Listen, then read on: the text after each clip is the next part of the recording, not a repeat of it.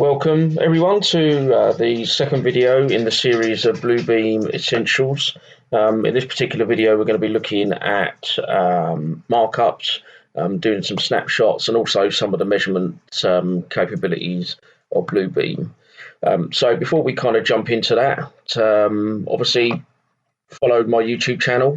All the links to the channel will be in the description, and obviously feel free to watch the other videos, including part one, which was based on scaling the drawings. And if you're not already a connection, then connect with me on LinkedIn. Again, the link to my profile will be on the descriptions. So that's my shameless plugin done. So let's get cracking and let's have a look at some of the functions and the features that Bluebeam does offer in terms of doing markups and snapshots and other bits and pieces. So you're all hopefully a little bit more familiar with the kind of the program and all of the toolbars and other bits and pieces. I mean, obviously we will go into a bit more detail. In the last video, we had a little bit of a technical issue where the software that we were using wasn't showing the menus, but as you can see, we can see all the menus, so that's great. So the first thing I'm going to do is just run through markups on Bluebeam. So I'm just going to open up a drawing now.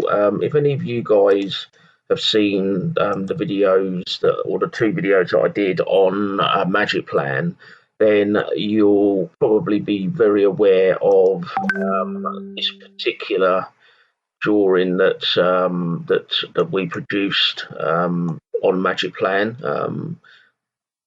Let me just find that drawing, bear with me. It's right down the bottom here.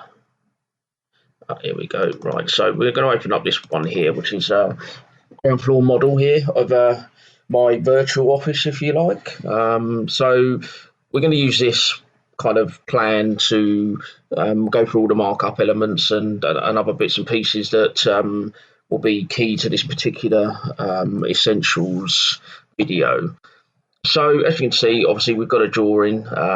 As we said in our last video, we just want to calibrate this. So I haven't got a scale, but I know what the measurements of these doors are, so we're just going to measure this door, make sure we get all the scales right. So I measured that at 0.80. I mean, obviously this window here was missing in the last video, so I know I had a couple of messages about it, so hopefully that's a little bit clearer. And so we've obviously set our scale now, which is good. Okay. So there are a number of things that we can do on drawing. So obviously, if you're ever doing a job, you're reviewing a drawing, you're you're doing a design, whatever you're doing, there are nice and easy ways to highlight potential issues, to highlight potential changes, and there are a number of different things that you can do. So obviously up here we've got a number of toolbars, and really the kind of three main ones are these three here, which is a cloud that obviously has a label to it, then a standard cloud, and then obviously just a label itself. So let's say, for argument's sake, that you're reviewing this drawing and you notice that this door, or that there's a door missing.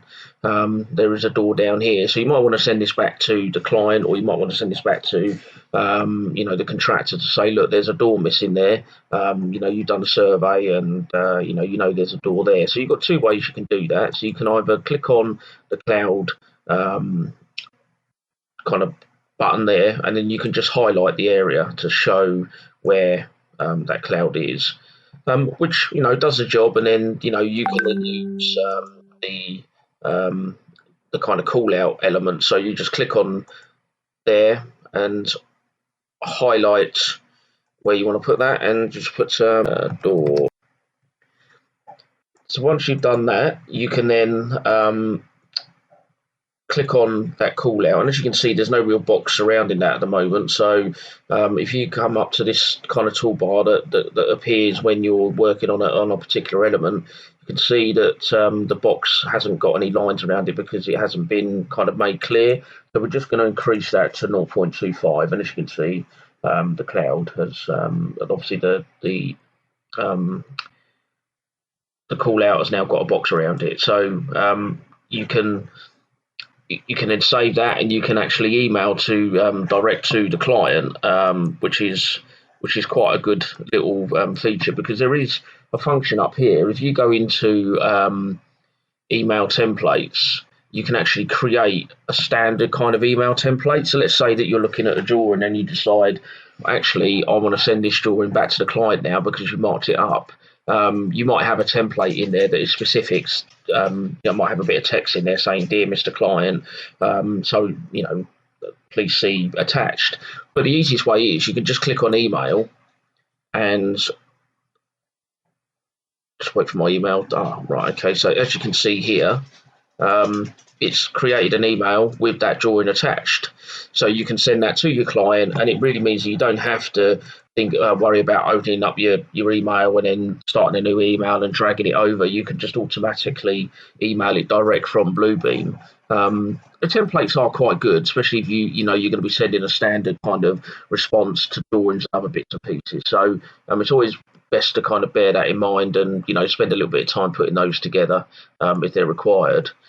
The other way, obviously, is that's one way of doing it, but you can actually just create like a cloud with a box on it. So this is really for a particular element. And then we're just going to missing, and then again we just need to come up to here, which I believe is this one this time. It's moved over a slight a bit. And there you go. And obviously you can change, you can change the colours. You can change the type of lines that you've got there. I mean, you could even turn it into a dash line. Your clouds, you've got lots of little different elements there. You can insert a hatch in there if you want to. So there's quite a lot of different things that you can do with that particular element. So that's quite a useful feature to kind of to know. Okay, so we're just going to delete that. So that's really the kind of basic markups. I mean, you've got a marker pen here, so if you wanted to highlight certain areas, you might decide you want to highlight that particular bit, and make some notes. You've got the option of doing that as well. So there are a number of different tools here that you are able to use to kind of highlight and mark up drawings. One thing that I won't show you today is obviously how to do markups on drawings, i.e. to do a drawing takeoff. So if you've got a drawing that's got all devices on it and you want to do a takeoff, that's going to be in a different video. I'm going to show you how to do takeoffs, how to create legends, and the system will automatically count devices for you. So, but that's in a different video, so keep an eye out for that one. You can obviously insert images. You can, if you've got stamps, for instance, that you may want to create some stamps, say, for review, for instance. I mean, there is one here. So if I was to stamp in the corner there, you can see that obviously it's stamped it, and also it's date and time stamped it as well. So quite a useful element. You can create your own. You don't have to use the ones that are here. There's a section here. I'm not entirely sure what the requirements are for a stamp, but you can create your own stamp, and or you can import one that you've made yourself. You might want to, like, your company logo or something like that. So it's always handy, spend a little bit of time on that particular element. Okay, right. So the markup element of it is actually pretty simple. I do believe that if you double click down here, it will. And actually, that's a 3D model tree. There is a just down the left-hand side here. If you click on markups, it will actually provide you with a like a list of all the markups that you've done.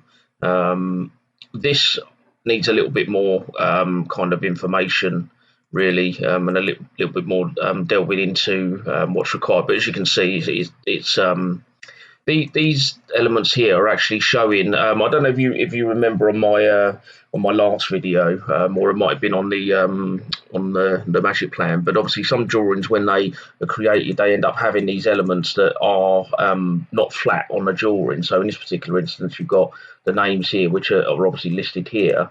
Now, if we get rid of these two highlighted markups here. I would always recommend that if you've got a new drawing, I would always go into document and go to flatten, because that way it makes it easier for you to kind of manage your markups on here. But as you can see, it's got rid of them now. So the drawing is flat. So if I was to put any new kind of designs or anything on there, then that would make it easier.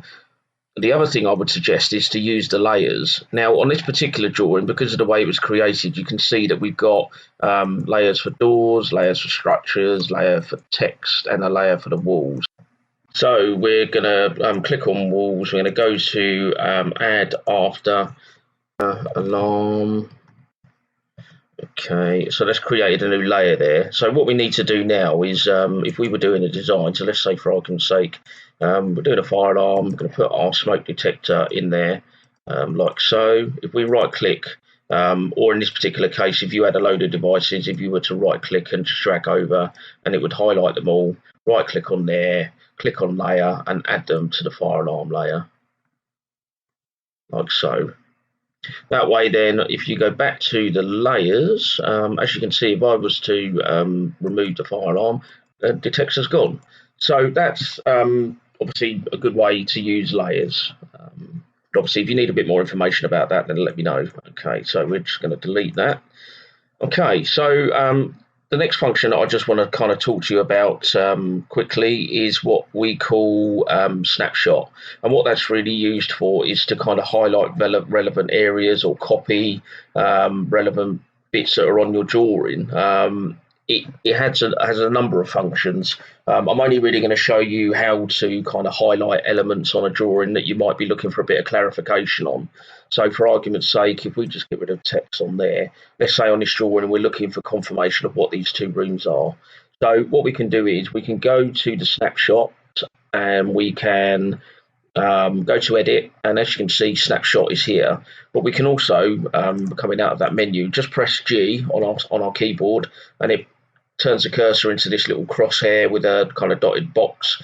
If you just highlight the area that you're looking to kind of snapshot, so it flashes blue, and that tells you that that particular element has now been copied to your clipboard. So there are a number of ways that we can do this. We can either go to File and go to Email, and just open up an email again. So as you can see, we've got the email here. Again, it has attached the drawing. You can delete that or leave it on there, and then you can just put in here, Dear Mr. Client. My spelling's atrocious, as you can see. What are these rooms used for? And then Control V, and you've got your section in there, then send it off to your client.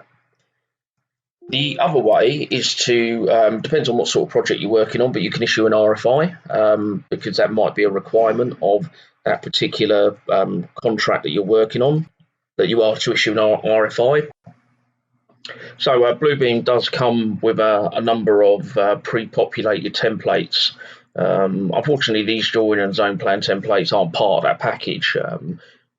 I will do a video on how to kind of create these or how to add these in if you've got them already as a PDF document. But for this particular particular video, we're just going to go into an RFI document. As you can see, it's relatively straightforward and standard. So you could complete that, fill that out, because the particular contract requires you to fill out all that documentation. And then you want to go back in, you want to obviously just highlight the area that you've got in question, and then you can just Control V and drag that down. You can change the size of it to make it fit and a little bit easier to read, and you can stick that in there.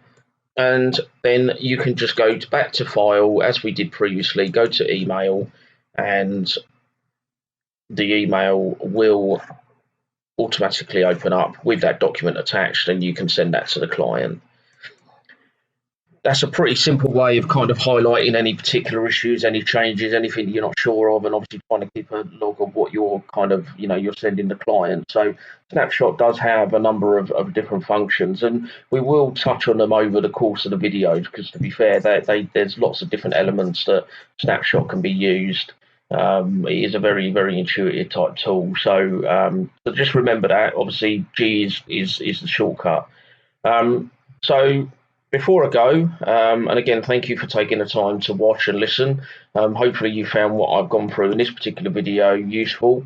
And if there's anything you're not sure of, then by all means leave me a comment or send me a message. If you're subscribed to the YouTube channel, then great, leave me a comment. If you're connected with me on LinkedIn, send me a message. Anything that you're not sure of, just let me know. I'll be more than happy to help.